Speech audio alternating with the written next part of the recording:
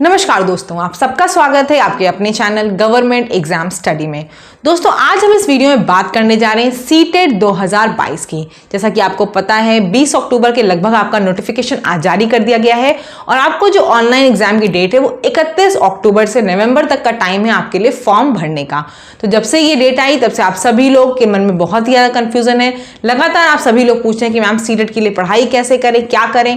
तो दोस्तों आज इस वीडियो को बनाने का मेरा मेन पर्पस एक यही है, वो मोटिवेशन देना। वो ये इसलिए दोस्तों क्योंकि मैं खुद कैसे एग्जाम को क्वालिफाई किया। पहले अटेम्प्ट में मैंने एग्जाम दिया और एक ही बार मैंने एग्जाम नहीं दिया। मैंने जिस साल डीएलएड एडमिशन लिया था उस साल भी मैंने एग्जाम दिया था, पेपर 1 पेपर 2 दोनों क्वालिफाई किया। उसका स्कोर कार्ड आपको स्क्रीन पे दिख रहा होगा, आप देख सकते हैं। उसकी फिर अगली बार पता चला कि नहीं, अपीयरिंग वाला शायद एलिजिबल नहीं होता है, तो फिर मैंने सेकेंड ईयर में एग्जाम को दिया और फिर मैंने दोनों बार क्वालिफाई किया। आप देख सकते हैं वो भी स्कोर कार्ड। आपको यहाँ स्कोर कार्ड दिखाने का पर्पज सिर्फ ये है कि मेरे मार्क्स, एक तो मैं ये नहीं कहूंगी मैंने बहुत पढ़ाई करके दिया था एग्जाम, बस मैंने कुछ चीज़ों का ध्यान रख के, मुझे क्योंकि मैं तैयारी उस समय पीसीएस वगैरह की कर रही थी और आरओ वगैरह की कर रही, तो इस पर इतना फोकस मैंने नहीं किया था। लेकिन उन चीज़ों का कुछ तो इफेक्ट मिलता ही है। देखिए मैंने बहुत बार आप लोगों से कहा है पढ़ाई कभी भी बेकार नहीं जाती है। वो जीएस की नॉलेज है, वहाँ जो चीज़ें पढ़ती थी कुछ नॉलेज तो यहाँ पे आई ही मेरे काम। साथ ही साथ मैंने बीटेक किया हुआ है तो मैथ्स मेरी ठीक ठाक थी, तो मैथ्स का ही मुझे इशू कभी नहीं रहता है, चाहे वो सीटेट हो या यूपीटेट हो। दोनों ही एग्जाम मैंने क्वालिफाई किए, लेकिन यहाँ पर आज मेन फोकस हम सीटेट पे ही करेंगे। और देखिए दोस्तों, क्योंकि आप लोगों को इसलिए बार बार बोल रही मोटिवेशन के लिए है, मैं खुद हाउसवाइफ हूँ और मेरा बच्चा जब मैंने पहला अटेम्प्ट दिया था तो उसमें 2.5-3 साल का था, तो उस समय उसके बाद अगले साल तो खैर 4 साल का हो गया था।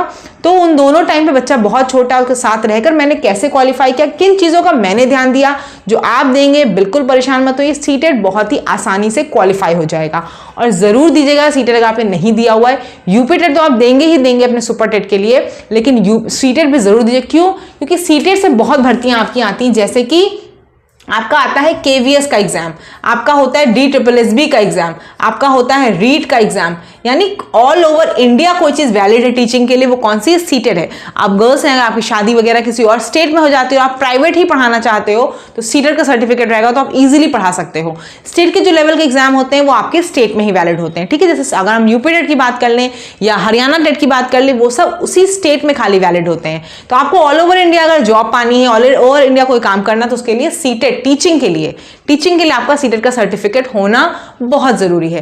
पहले मैं आपको बताऊंगी कि कितना क्या उसका वो मोड है, आप में से काफी लोगों को पता होगा, लेकिन फिर भी जल्दी से मैं बता देती हूं। 150 मार्क्स का पेपर होता है सीटेट का।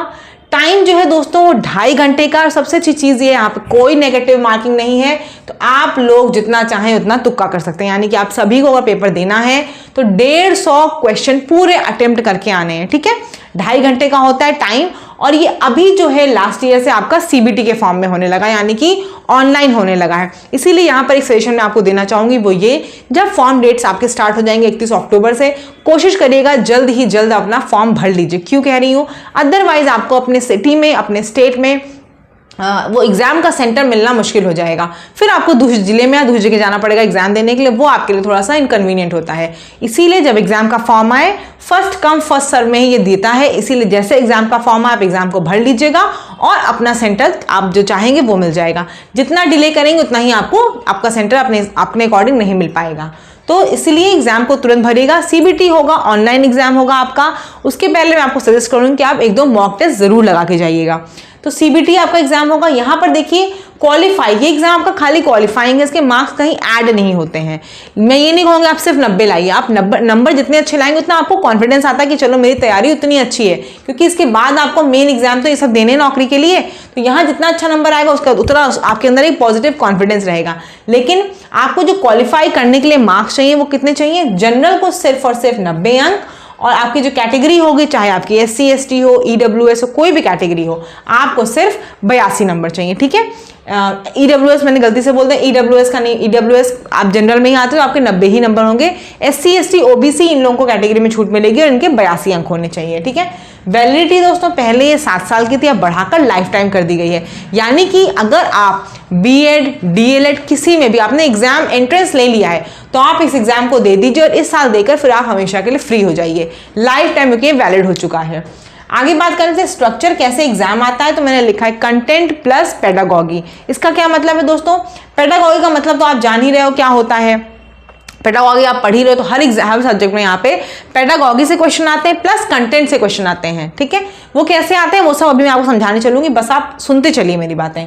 अब देखिए यहाँ पे दोस्तों 2 एग्जाम होते हैं आपके, एक पेपर 1 होता है जो 5th क्लास तक के लिए होता है, दूसरा आपका पेपर 2 होता है जो जूनियर यानी कि 6 to 8 के लिए होता है। अब अगर आपको ये ऐसा पहले से डिसाइडेड है कि नहीं मुझे खाली 5th तक का देना है तो आप सिर्फ पेपर 1 दीजिएगा, जिनको ये कि नहीं मुझे दोनों देना है तो आप दोनों पेपर भरिएगा, ठीक है।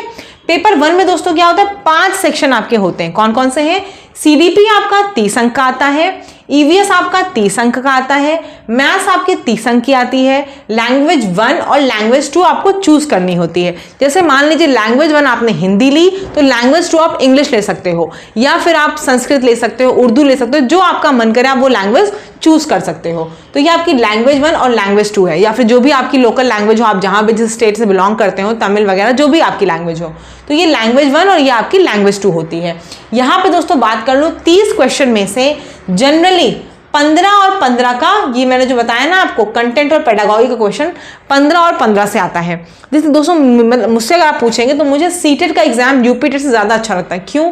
क्योंकि सीटेट का जो पैटर्न है ना वो एकदम वैसा है जैसा कि टीचर का होना चाहिए। एक टीचर के एग्जाम के जो चीज़ें जज करनी जानी चाहिए वो यहाँ पर आती हैं।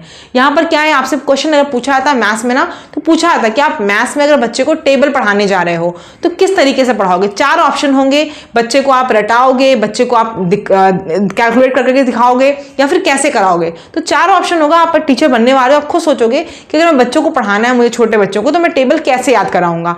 वहाँ पे 4 ऑप्शन में आपसे खुद समझ में आ जाएगा अच्छा ये कौन सा ऑप्शन मुझे मारना चाहिए।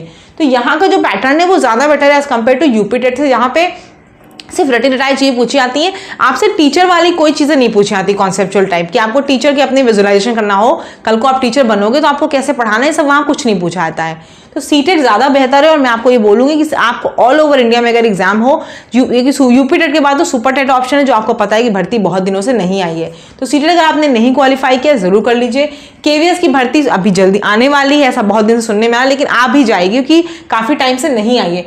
DSSB की हमेशा आती है, रीट वगैरह की जो और भी दूसरे आपके स्टेट है वहाँ आती रहती हैं। तो इसलिए सीटेट जरूर दीजिएगा आप लोग। कैसे क्वालिफाई करना मैं आपको समझा देती हूँ।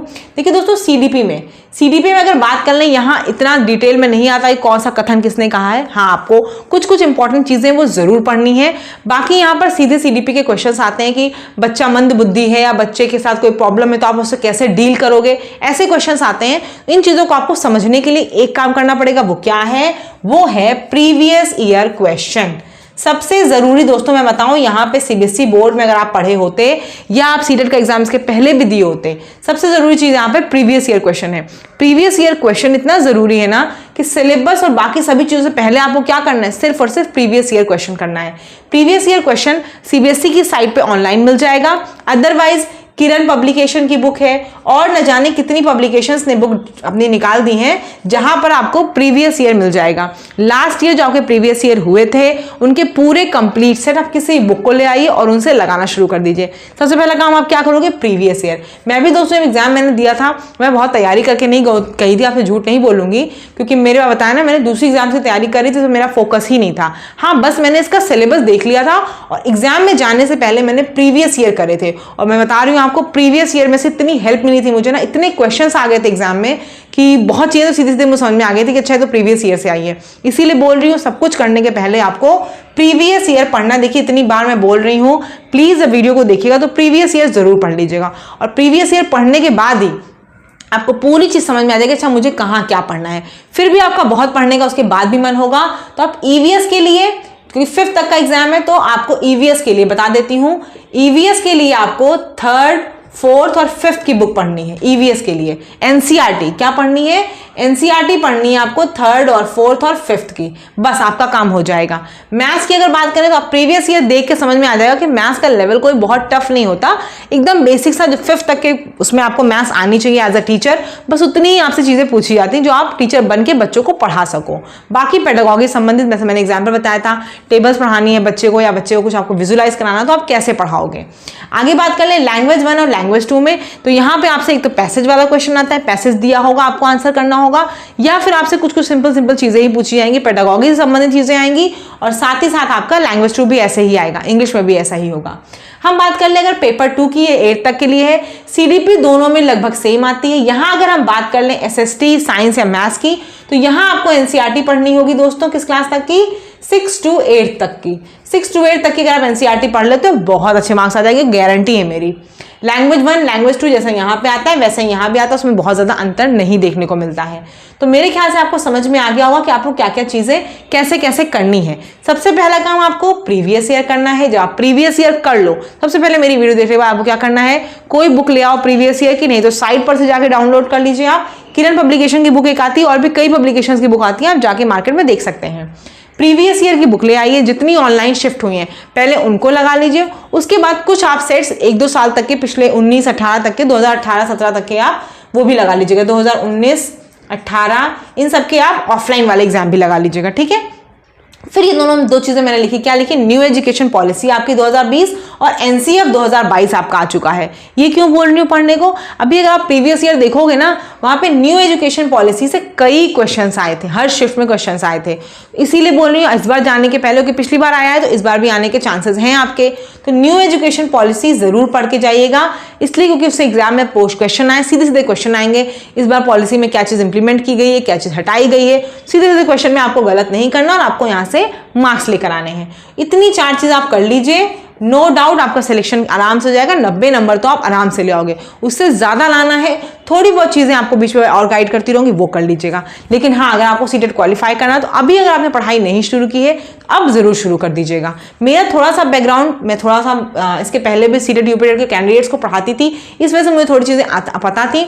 अब मेरे चैनल पर अगर आप देखेंगे तो प्लेलिस्ट पड़ी हुई है, उस प्लेलिस्ट में आपको यूपीटेट की कुछ क्वेश्चन दिख जाएंगे, यूपीटेट की सीडीपी के आपको नोट्स भी मिल जाएंगे। तो आप उस छोटी सी वीडियो है, आप उस वीडियो को देख सकते हैं, काफी चीजें आपको पता चलेंगी, क्योंकि यहाँ पे जो सीडीपी पूछी जाती है बहुत ही आसान और सीधी सी पूछी जाती है कि व्योगात्स्की का क्या सिद्धांत था, जीन पियाजे का कौन सिद्धांत था, संज्ञानात्मक सिद्धांत किसने दिया था, कॉग्निटिव डेवलपमेंट किसने दिया था, क्या क्या चीजें थी, बेसिक चीजें आपको आनी चाहिए, उसी से आपका बहुत अच्छा पेपर हो जाएगा। तो बस कॉन्फिडेंट होकर जाइए, क्योंकि मैंने जब इतनी सब चीजों के साथ कर लिया तो मुझे पूरी उम्मीद है कि आप सभी तो बहुत अच्छे करके आएंगे और बहुत ही अच्छे नंबर भी आ जाएंगे आपके।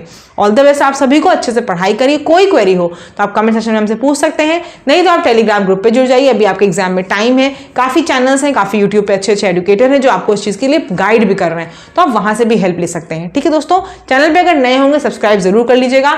इसकी जो भी रिलेटेड और भी स्ट्रैटेजीज होंगे, जो भी और इंपॉर्टेंट इन्फॉर्मेशन होगी, मैं आपको वीडियो के माध्यम से बताती रहूंगी। धन्यवाद।